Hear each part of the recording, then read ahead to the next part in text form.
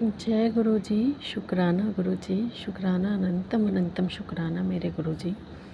यह सत्संग मैं मंत्र जाप से शुरू करना चाहती हूँ। ओम नमः शिवाय शिव जी सदा सहाय। ओम नमः शिवाय गुरु जी सदा सहाय। ओम नमः शिवाय शिव जी सदा सहाय। ओम नमः शिवाय गुरु जी सदा सहाय। ओम नमः शिवाय शिव जी सदा सहाय। ओम नमः शिवाय गुरु जी सदा सहाय। गुरु जी ने तो मुझे रोज़ की सेवा दे रखी है कि सत्संग शेयर करना है तो करना है।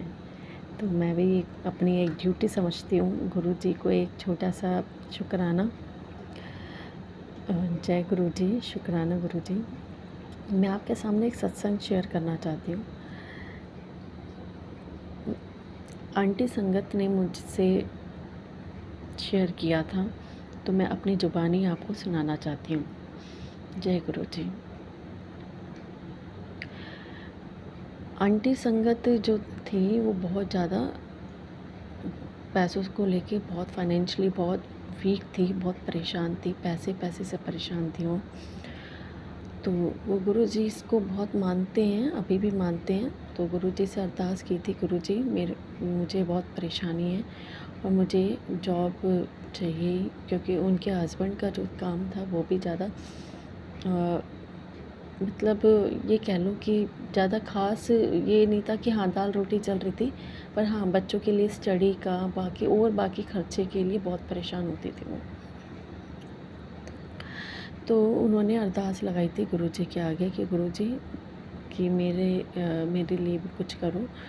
तो क्या हुआ, उन्होंने गवर्नमेंट्स की प्रिपरेशन तो वो कर ही रही थी, पर गवर्नमेंट्स की प्रिपरेशन करते करते उन्होंने कोई फॉर्म भरा होगा, तो उसमें उनका नंबर भी आ गया, सिलेक्शन भी हो गया, इंटरव्यू हुआ वो भी क्लियर हो गया। इंटरव्यू भी क्लियर हो गया और जब वो उनका लेटर आया तो कई लोगों ने, जो घर पे लेटर आते हैं तो लेटर लोगों ने बताया नहीं। गुरुजी से उन्होंने अरदास लगाई थी, गुरुजी जैसे आपका जन्मदिन 7 जुलाई को आता है तो मुझे आपसे गिफ्ट चाहिए। उन्होंने नादानी में बोल दिया गिफ्ट चाहिए। तो गुरुजी भी हमारे बड़े भोले हैं, तो उन्होंने मांगा और उनका जन्मदिन 26 जुलाई को आता था। सही 26 जुलाई को उनका लेटर आ गया था उनके घर पे। पर वही होता है, कई लोग होते हैं चिढ़ के कारण वो लेटर उन तक पहुंचा ही नहीं। तो क्या हुआ था, तो लेटर नहीं पहुंचा तो कॉल आया वहाँ से। तो कॉल आया तो उन्होंने कहा कि भाई 26 तारीख को हमने आपका लेटर भिजवा दिया था। तो उन्होंने कहा कि 26 तारीख को मेरे घर पे तो कोई लेटर नहीं आया। तो उन्होंने कहा कि हमने भिजवाया था, शायद आपको मिला नहीं होगा और ऐसे ऐसे आपका सिलेक्शन हो गया। तो वो तो बहुत खुश थी, कहती हैं ठीक है बहुत अच्छी बात है। तो कहते हैं वो आप आओ और अपने डॉक्यूमेंट्स जाके पहले सबमिट करवा दो। तो वो जाके अपने डॉक्यूमेंट्स वगैरह सबमिट करवाए उन्होंने और गुरुजी की कृपा से उनकी सरकारी नौकरी लगी है। बहुत खुश हैं अपनी लाइफ में।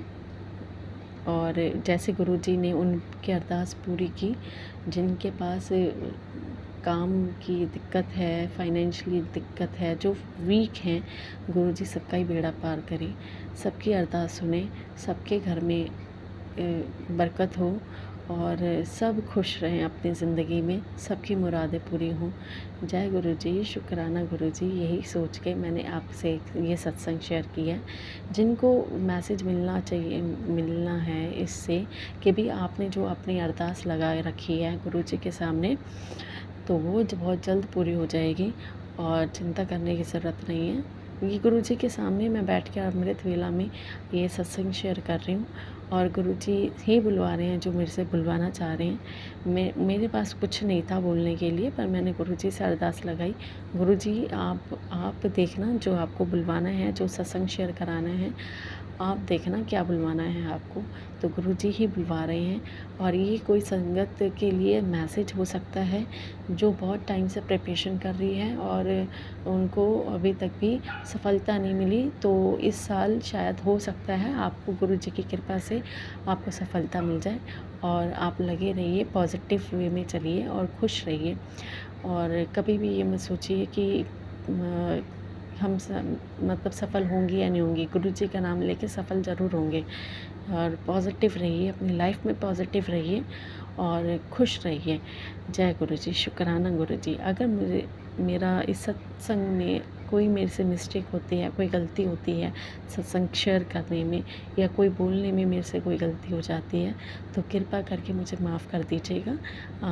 अपनी बहन समझ के, गुरु जी की बेटी समझ के, गुरु जी भी अपनी बेटी समझ के मुझे माफ़ कर दीजिएगा। हाथ जोड़ के आपसे बहुत बहुत गलती है, माफ़ी है कि मुझे माफ़ कर दीजिएगा। अगर यही सत्संग शेयर करने में मेरे से छोटी मोटी कोई भी गलती होती है तो बहुत सॉरी। गुरु जी, आपके कोटि कोटि प्रणाम आपको। और जय गुरु जी, शुक्राना गुरु जी, अनंतम शुक्राना गुरु जी। जय हो गुरु जी।